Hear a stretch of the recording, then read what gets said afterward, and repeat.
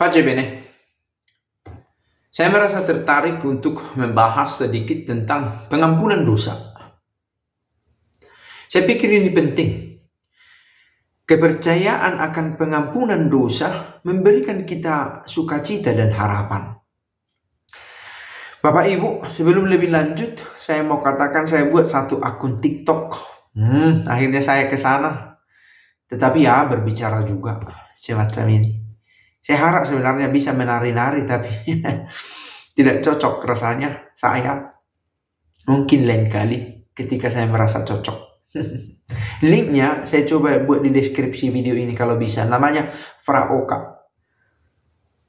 Kalau kita selalu dikuasai oleh perasaan berdosa, berarti ketika itu si jahat sedang berhasil menguasai kita. Ketika hati kita dirundung oleh perasaan berdosa yang telah kita buat. Karena si jahat membujuk kita melakukan dosa. Dan setelah kita melakukannya dan penuh sesal akan dosa itu, si jahat meninggalkan kita. Dia tidak bertanggung jawab atas apa yang akan kita alami kemudian. Nah, kita bersyukur bahwa gereja mengakui ada pengampunan dosa. Apa buktinya? Itu kita ucapkan dalam pengakuan iman kita. Setiap orang Kristen mengucapkan ini sebagai syahadat. Aku percaya akan Roh Kudus, Gereja Katolik yang kudus, persekutuan para kudus, pengampunan dosa. Kalau kita sadari itu, kita ulang dalam doa aku percaya yang kita ucapkan. Diucapkan pertama, aku percaya akan Roh Kudus. Diawali dengan kepercayaan akan Roh Kudus. Karena memang pengampunan dosa itu menjadi mungkin di dunia ini itu karena pencurahan dari Roh Kudus. Bagaimana bisa di dalam gereja? Di mana tampak dalam gereja? Dalam diri pelayannya juga. Siapa itu? Para imam. Yang karena kehadiran Roh Kudus, pencurahan Roh Kudus, pengurapan Roh Kudus dalam diri imam, menjadi mungkin seorang imam itu memberikan pengampunan dosa.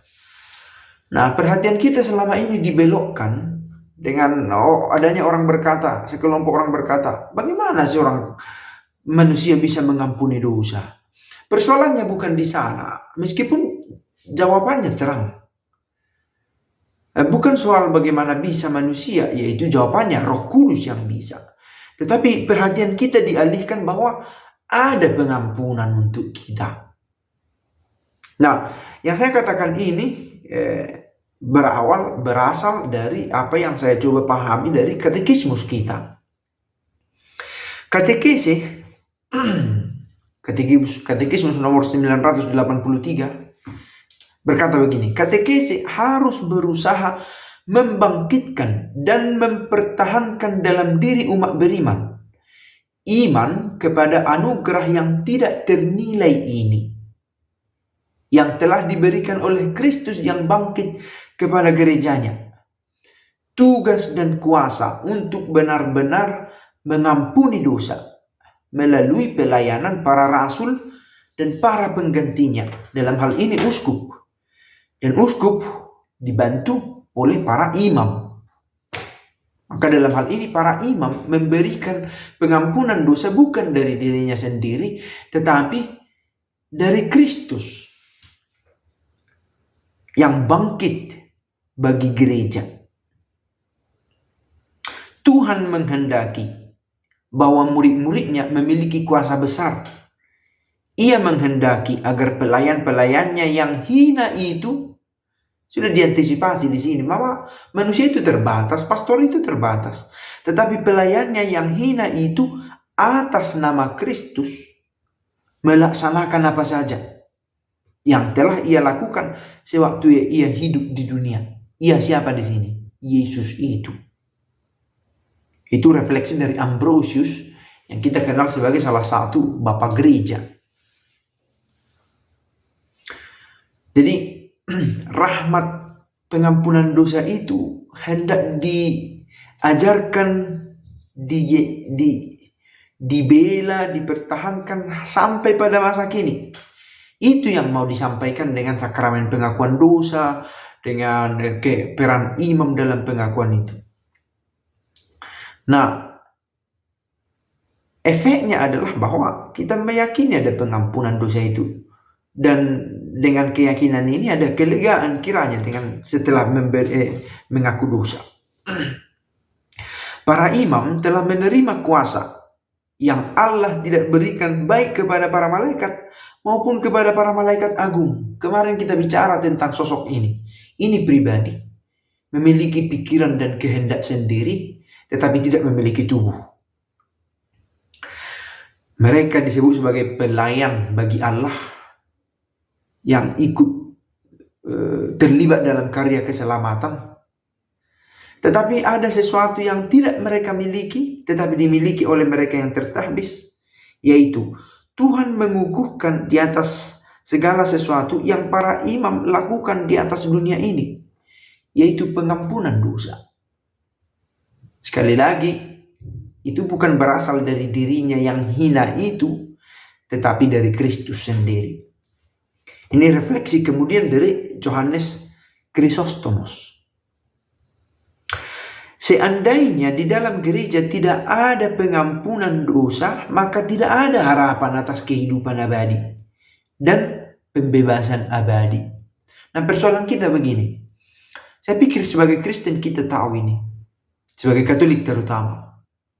Soal pengampunan dosa, kehidupan kekal, pembebasan abadi, tetapi doesn't make sense.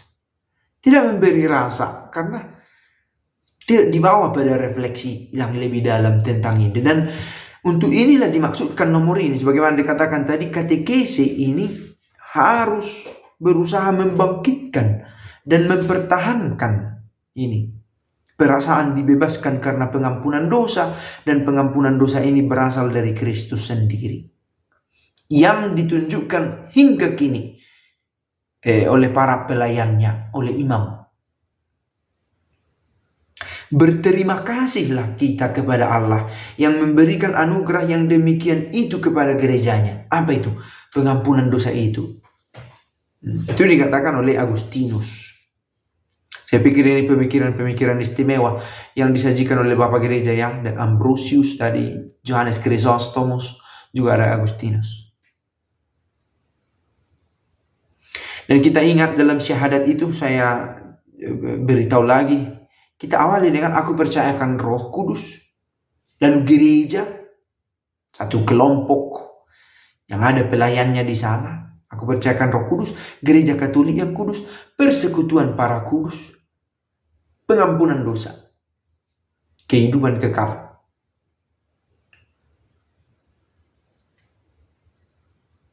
Saya pikir video ini terang tujuannya, bahwa sulit memahaminya. Oke, pelan-pelan, karena kita tahu ini menyangkut hal yang abstraknya, tetapi efeknya nyata. Orang yang benar-benar merenungkan, menginternalisasi ini, menemukan kemerdekaan dalam dirinya. Ia tidak dibelenggu oleh dosa. Semoga kita berhasil memaknai pengampunan dosa ini sebagai kesadaran akan karya Roh Kudus dalam hidup kita dan juga di dalam gereja.